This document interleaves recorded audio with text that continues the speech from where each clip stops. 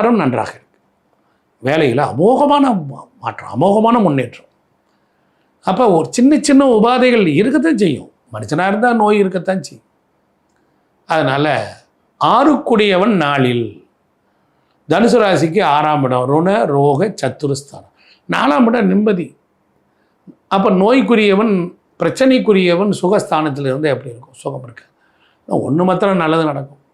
6ஆம் இடம் என்பது கடன், 4ஆம் இடம் என்பது வீடு மனை சொத்து நிலம்.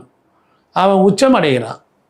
அப்போ என்ன ஆகும்? 6 என்பது தொழில் உத்தியோகம், 4 என்பது உச்சம் சுகமாக.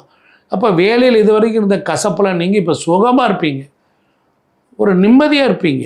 வேலையில் பாடுபட உழைக்க உழைக்க உழைக்க வேர்க்க வேர்க்க வேர்க்க தனுசு ராசிக்கு சனியுடன் கூடிய சுக்கிரன் நல்ல ஐஸ்வர்யத்தை கொடுப்பார், ஒரு வாக்குஸ்தானத்தை பலப்படுத்துவார், குடும்பத்தை நிம்மதி